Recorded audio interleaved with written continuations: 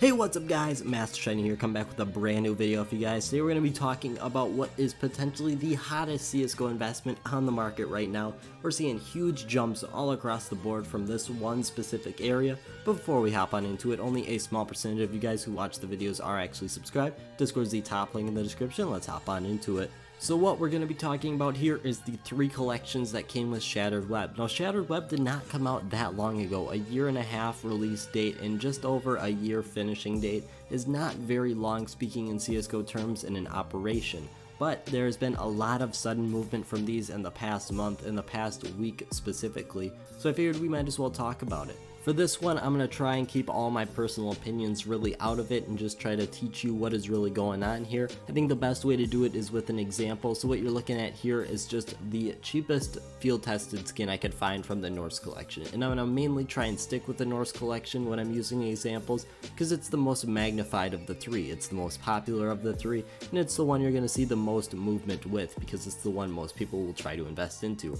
But just in the past week, 1 week ago it was sitting at just around $1.90-ish cents. Now we're looking at it for $1.70. That's a 70% increase in less than a week, right around a week. That's an absolutely insane jump for nothing significant to happen. This is the kind of jump we see when skins are discontinued or cases are discontinued, or there's some big update that happens that people are now trying to get into the skin when they previously weren't before. This means that there has to be something substantial that happened, but we really haven't seen anything like that. So what I did is I went on the CSGO market forum just to get a little bit of insight on what other people are feeling about this, because I just didn't want to give my sole opinion, and it seems like there's a very even split community. There's one community that is very skeptical of this. They're saying that there's a lot of fear of missing out investment, which is something that's very common in CSGO. When something starts to become a decent investment, when we start to see a little bit of profit, people are going to pump that up a lot. It's something that happens a lot in cryptocurrency as well. People see this investment going up and they pump it up even more. It's something that's very common in a lot of digital investing. But then there's another group of people that really feel like this has just been the right time for the skin to take off. That op Gungnir's are really going up in price, which they have been. The op is becoming very hard to find. The Gungnir is starting to become very rare on these third-party sites. Even when you're looking at $4,000, $5,000, it's not very easy to get your hands on one of these without overpaying, and that's becoming a very big problem, and that's leading to a lot of people trying to do trade-ups for them, and that affects the whole chain of CSGO skins in that collection, here specifically the Norse collection. And this puts it into a very interesting perspective, because I can definitely see both sides of this argument. On the one hand, it does seem a little unnatural when we're seeing almost 100% spike in the span of a week, because I can expect this to go up to around $1 above what it started at, so around $2.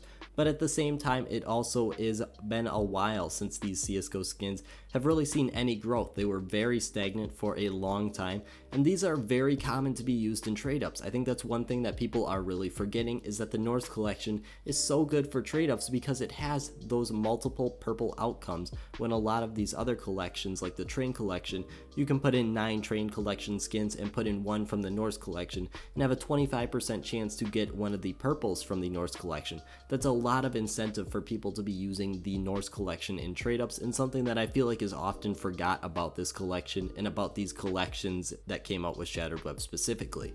Since right now the Gungnir is currently being priced right around very similar to, or just maybe slightly above, the Dragon Lore, what I did is I went ahead and compared the prices of the current Norse collection skins on the Steam market to those of the Cobblestone collection, and what I found was really surprising. I'm trying to stay unbiased as I can here, but I'll be honest, when I thought that the Norse collection here was going to be completely overpriced compared to the Cobblestone collection. I felt like the Cobblestone collection was pretty stable, and that all these sudden increases in prices would definitely put the Norse collection at a much more expensive area than the current Cobblestone collection, but I was pretty much dead wrong. These things are roughly even. If we're looking at here, you can get one of the gray skins in field tested normal condition for around 180-ish on the Norse collection, and if you head over to the Cobblestone collection, you're going to be looking in that 160 to 180 range for a gray skin there. The light blues there are slightly cheaper, coming in at around $11, when over here on the Steam market for the Norse collection,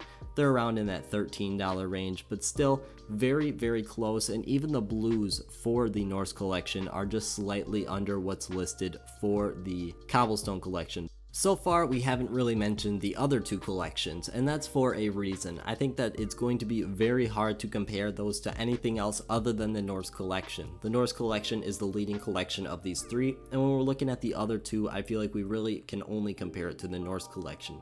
So what I did is I compared those. The St. Mark collection, looking at that field-tested normal gray skin again, came in around $1.10 to $1.20 in price, which is nothing surprising. It was obviously going to be less than the Norse collection. And the Canals collection, what is often regarded as the least valuable of the three, came in around 70 cents. So what I did here is I went ahead and went through all three of the collections, and I took that gray price and field tested, and then I went up to the highest tier. We're looking at the Gungnir, the Wild Lotus, and the Prince here, and I took the field tested values of those. And what I did is I compared it. If you were going to use 10,000 of those gray skins at that price point, what percentage of that value would you be getting back? So like the Norse collection here, it would take you about $18,000 to trade up to that field tested Gungnir, and the common price I was finding was around the $5,000 range. It's very hard to get a price on that, but for that price you're looking at 27.77% return, which is the worst out of the three, but this can also be partially because it's just so hard to find a good value for the Gungnir. If you believe the Gungnir is a higher value than that, this could be a much better investment. Next up here we have the St. Mark collection. Now the St. Mark collection, we were looking at that about $1.15 for the gray skin, so it's going to cost you $11,500 to get all the way up to that top tier, and I found that the Wild Lotus was around the $3,500 range. This can also be just depending on your location or just how much time has passed since when this video came out, so you can do these calculations for yourself. It's not too hard to find. But what I found is that you're going to get around a 30.43% return if the Wild Lotus is at $3,500, which is not terrible. It's about 3% up higher than the Norse collection. And then finally we have the Canals collection. Now the Canals collection surprisingly did the best out of the three. Here I was looking and the op prints was roughly around $2,300 for field tested, and with a price of 70 cents each, it's going to cost you $7,000 to get that op prints. And when you're looking at a price of $2,300, you're going to be getting roughly 32.85% back, which is the best out of the three. The biggest question though is, what do these numbers really mean? All I'm trying to do is get you a little perspective of how much these values are compared to how much it would cost to trade up for them. It helps you get a perspective on how much these skins are compared to the other two collections that surround them. I think that if you're going to invest into one of these collections, you should definitely look at the current prices compared to the demand, which is something that's really hard to measure in CSGO. But as always guys, I just want to thank you guys so much for watching, and if you're looking to pick up any of these skins, I would definitely recommend checking out one of the third-party websites I have in the description. It's a lot better than buying off the Steam market. Norse collection skins are $1.80 here, but you might be able to get 20 to 30% off depending on what you're looking at on there. But as always guys, I want to thank you guys so much for watching, and I hope you have a great rest of your day.